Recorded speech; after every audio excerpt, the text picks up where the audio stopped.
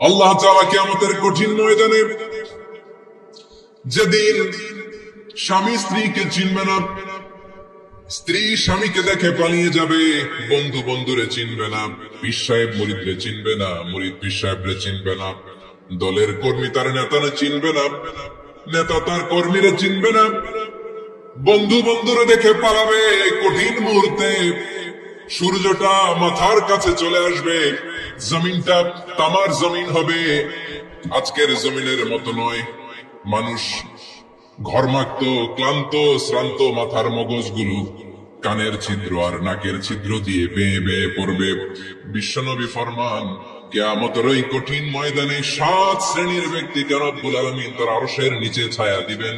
তার মধ্যে প্রথম শ্রেণীর ব্যক্তি হলো ইমামুন আদিল, যে ইনসাফের সাথে বিচার করে, যে জাস্টিস সমাজে সার্ভ করে, যে সুশাসন নিশ্চিত করে, ওই ইমামুন আদিল। আদিল শব্দটা বুঝছেন না? ইন্নাল্লাহা ইয়া'মুরু বিল আদল, পাইছেন? আদিল। 7 শ্রেণীর ব্যক্তিকে আল্লাহ তাআলা সুশীতল আরশের নিচে ছায়া দিবেন, যেদিন তার দেয়া ছায়া ছাড়া কোনো ছায়া থাকবে না। এর প্রথম হচ্ছে ইমামুল আদিল, ন্যায়পরায়ণ শাসক। চিল্লায় বলেন সুবহানাল্লাহ। আবার বিশ্বনবী বললেন, ইন্নাল মুকসিতিনা ইনদাল্লাহি আলা মানাবিরা মিন নূর আন ইয়ামিনির রহমান। কিয়ামতের দিন যারা ন্যায়পরায়ণ হিসেবে আল্লাহর সামনে দাঁড়াবে, কিয়ামতের দিন রব্বুল আলামিন তার আরশের ডান দিকে ওই ন্যায়পরায়ণ লোকদের জন্য আরশের ডান দিকে একটা নূরের মিম্বারে তাদেরকে বসার সুযোগ করে দিবে। আল্লাহর আরশের ডান দিকে ন্যায়পরায়ণ লোকদের জন্য আল্লাহ তাআলা নূরের মিম্বার বানাবে। 4টে কেন কথা মনে করেছেন? আল আদাল, জাস্টিস। ইন্নাল্লাহা ইয়া'মুরু বিল আদল। আল্লাহ তাআলা এই আদালতের নির্দেশনা দেন, সুবিচার, সুশাসন। প্রিয় ভাইরা, এটা আমরা বাংলাদেশে চাই কি চাই না? এই যে অরাজকতা, এই যে অন্যায়, এই যে জুলুম, এই যে ইনকনসিস্টেন্সি সমাজের অসঙ্গতির প্রধান কারণ জাস্টিস নাই, সুবিচার নাই, সুশাসন নাই। শেষবারের মতো আওয়াজ করে বলেন তো, আমরা বাংলাদেশে আদল চাই কি চাই না? তাহলে প্রথম নির্দেশনা শেষ। আল্লাহ তাআলা তোমাদেরকে আদলের আদেশ দেন। এরপরে আল্লাহ বললেন, আমি তোমাদেরকে ইহসানের আদেশ দেই। ইন্নাল্লাহা ইয়া'মুরু বিল আদলি ওয়াল ইহসান। আমি তোমাদেরকে যেমনি আদলের নির্দেশনা দেই, তেমনি ভাবে তোমাদেরকে ইহসানের নির্দেশনা দেই। ইহসান, আওয়াজ করে সবাই বলেন তো ইহসান। ইহসান মানে কারো প্রতি সফট হার্টেড হওয়া, মহানুভব হওয়া, অনুগ্রহ পরায়ণ হওয়া, অনুগ্রহশীল হওয়া, একে অপরের প্রতি দয়াদ্র হওয়া। একে অপরের প্রতি দয়াদ্র, অনুগ্রহশীল হওয়া ছাড়া মানবিক সমাজ কশিনকালেও গঠন করা সম্ভব না। প্রিয় ভাইয়েরা, সুন্দর আচরণ দিয়ে, ইহসান দিয়ে যা জয় করা যায়, নরম আচরণ দিয়ে যেটা অর্জন করা যায়, কঠোরতা দিয়ে সেটা করা যায় না। বিষ্ণু ঈসা ইসলাম ইহসান দিয়ে, কোমল আচরণ দিয়ে, তার অনুগ্রহ দিয়ে তিনি অনেক কাফিরের হৃদয়কে জয় করে ফেলেছেন। সাইয়েদনা সুমামা ইবনে উসাল রাদিয়াল্লাহু তাআলা আনহুর কথা মনে পড়ে যায়। তিনি ছিলেন ইয়ামামার বাদশা। মদিনাতে বিশ্বনবীকে হত্যা করার নিয়তে এসেছিলেন। গোপনে গোপনে বিশ্বনবীকে হত্যা করে আবার ইয়ামামাতে তিনি ফিরে যাবেন। কিন্তু কি অবাক করা কাণ্ড, হত্যা করতে পারে নাই, সাহাবাদের হাতে তিনি ধরা পড়ে গেলেন। সাইয়েদনা সুমামা ইবনে উসাল রাদিয়াল্লাহু তাআলা আনহু হত্যার নিয়তে আসলেন, কিন্তু হত্যা করতে পারলেন না। সাহাবারা ওনাকে ধরে ফেললেন, ধরে মসজিদে নববীর পিলারের মধ্যে বেঁধে রাখলেন। সুমামা ইবনে উসাল, সিরাত থেকে শোনাচ্ছি, রাদিয়াল্লাহু তাআলা আনহু ইয়ামামার অধিপতি ছিলেন। বিশ্বনবীকে হত্যার জন্য আসছেন, ধরা পড়ে গেছেন, এখন মসজিদে নববীতে বেঁধে রাখছেন। তার মানে বন্দী। এখন স্ট্যাটাস কি? বন্দী, ক্যাপ্টিভ। বিষ্ণু ঈসা ইসলাম সাহাবাদেরকে বললেন, তার খোঁজ খবর নিও, সুমামা ইবনে উসালের খোঁজ খবর নিও। সাহাবার বলেন, ইয়া রাসূলুল্লাহ, আপনাকে হত্যা করতে এসেছে, তার তো কঠিন ক্যাপিটাল পানিশমেন্ট হওয়া দরকার, কঠিন শাস্তি হওয়া দরকার। বিশ্বনবী বললেন, না, আমি যেটা জানি তোমরা সেটা জানো না, তোমরা সুমামার সাথে ভালো আচরণ করো।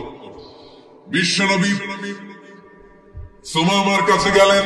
প্রথম দিন যে তিনি কালেমার দাওয়াত দিলেন, ইমানের দাওয়াত দিলেন, ইসলামের দাওয়াত দিলেন, রিসালাতের দাওয়াত দিলেন, আখিরাতের দাওয়াত দিলেন। পরের দিন যে বিশ্বনবী সালাতের দাওয়াত দিলেন, যাকাতের দাওয়াত দিলেন। ইসলাম কি, কিভাবে, কেমন করে পালন করতে হয় চমৎকার আর্টিকুলেট করতে শুরু করলেন। তন্ময় হয়ে সুমামা ইবনে উসাল রাদিয়াল্লাহু তাআলা আনহু বিশ্বনবীর কথাগুলো শুনতে আরম্ভ করলো। একদিন নয়, 2 দিন নয়, টানা 3 দিন বিশ্বনবী সুমামার কাছে ইসলামকে প্রেজেন্ট করেছেন, উপস্থাপন করেছেন। আওয়াজ করে বলেন, কয় দিন? 3 দিন। 3 দিন মসজিদে নববীতে বাধা। আর সাহাবীদেরকে বললেন, তার খোঁজ খবর নিও। তোমরা যে রুটি বানাও এর মধ্যে সবচেয়ে ভালো আটার রুটিটা তারে দিও, সবচেয়ে রিফাইন্ড খেজুর, যেটা পিওর খেজুর, এটা তারে দিও। আর বিশ্বনবী নিজের ওট থেকে দুধ দহন করে ওনার বাড়ির এক কর্মচারীকে বলেছেন, দুধ দহন করে সুমামার জন্য নিয়ে যাবে। সুবহানাল্লাহ পড়বেন না? সবাই তো অবাক, ইয়ামামা থেকে আসছে নবীকে হত্যা করতে, বিশ্বনবী দেখে তারে জামাই আদর করে। একদিন নয়, 2 দিন নয়, টানা 3 দিন বিশ্বনবী এভাবে সুমামার কাছে যেয়ে ইসলামকে প্রেজেন্ট করতে আরম্ভ করলেন, ইসলামকে উপস্থাপন করতে শুরু করলেন। আর তাকে চমৎকার এন্টারটেইনমেন্ট, আপ্যায়ন দিতে আরম্ভ করলেন। টানা 3 দিন যখন ইসলামের দ্য বিউটিজ অফ ইসলাম, ইসলামের সুমহান বাণী, সৌন্দর্য তার কাছে উপস্থাপন শেষ, তাকে আপ্যায়ন শেষ, বিশ্বনবী বললেন সাহাবাদেরকে, যাও এবার সুমামার হাতের পায়ের রশি দুটো খুলে দাও। সাহাবারা তর্ক জুড়ে দিলেন, না ইয়া রাসূলুল্লাহ, এমনটা করবেন না, তো ভয়ঙ্কর ভয়ঙ্কর খুনি, কি জানি কি হয়ে যায়। বিশ্বনবী বললেন, না, তার হাতে পায়ের রশিগুলো খুলে দাও। সাহাবারা বিশ্বনবীর কথা মতো তার হাতে পায়ের রশিগুলো খুলে দিল। সুমামা মুহূর্তের মধ্যে মসজিদে নববী থেকে বের হয়, ইয়ামামায় ফিরে না যে মসজিদে নববীর পাশে একটা খেজুর বাগান ছিল, সেখানে চলে গেলেন। সেখানে একটা ছোট্ট কুয়া ছিল, কুয়ার পানি দিয়ে তিনি গোসল করলেন। সুবহানাল্লাহ পড়েন। কুয়ার পানি দিয়ে গোসল করে মসজিদে নববীর সামনে এসে বিশ্বনবী এবং সাহাবাদের সামনে দাঁড়িয়ে সাব্বাবা উঁচু করে বললেন, আশহাদু আল্লা ইলাহা ইল্লাল্লাহ ওয়া আশহাদু আন্না মুহাম্মাদান আবদুহু ওয়া রাসূলুহু। আমি সাক্ষ্য দিচ্ছি আল্লাহ ছাড়া কোনো ইলাহ নাই, আর মুহাম্মদ আল্লাহ তাআলার প্রেরিত বান্দা এবং রাসূল। প্রিয় ভাইরা, ইহসান দিয়ে যা জয় করা যায়, কঠোরতা দিয়ে সেটা কশিনকালেও জয় করা যায় না। আওয়াজ করে বলেন, ঠিক কি না?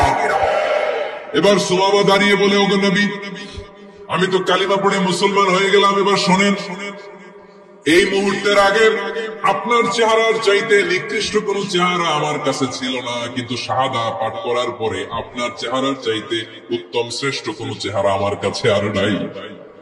ও নবী, আজকের দিনের আগে ইসলাম ধর্মের চেয়ে নিকৃষ্ট অপছন্দনীয় কোন ধর্ম আমার কাছে ছিল না, কিন্তু এই মুহূর্ত থেকে ইসলামের চেয়ে সেরা শ্রেষ্ঠ পছন্দনীয় কোন ধর্ম আমার কাছে নাই। নবী গো, আজকের দিনের আগে মদিনার চাইতে অপছন্দনীয় নিকৃষ্ট কোন শহর আমার কাছে ছিল না, কিন্তু এই মুহূর্তের পর থেকে মদিনার চাইতে কোন শ্রেষ্ঠ শহর আমার জানা নাই। সে ছিল গমের বড় ডিলার, গম বেচত। কি বেচত?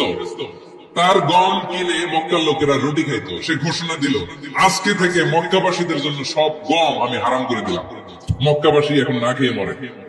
সুবহানাল্লাহ পড়বেন না? মক্কাবাসী বিশ্বনবীর কাছে আসলেন, এসে বললেন, মুহাম্মদ, আমরা তো তোমার ভাই, তোমার চাচা, তোমার ভাতিজা, তোমার আত্মীয়, তুমি সুমামারে বলো সে যেন আবার গমের সাপ্লাই মক্কার জন্য অনুমতি দিয়ে দেয়। বিশ্বনবীর অনুমতি ক্রমে সুমামা আবার মক্কাতে গম পাঠাতে শুরু করলো। পড়েন সুবহানাল্লাহ। ইহসান, ইহসান দিয়ে আপনি যেটা জয় করতে পারবেন, you can win the heart of your enemies. ইহসান দিয়ে আপনি আপনার শত্রুর হৃদয়কে জয় করতে পারবেন। এজন্য আল্লাহ বললেন, ওয়া আনফিকু ফি সাবিলিল্লাহি ওয়া লা তুলকু বিআইদিকুম ইলাত তাহলুকা ওয়া আহসিনু ইন্নাল্লাহা ইউহিব্বুল মুহসিনিন।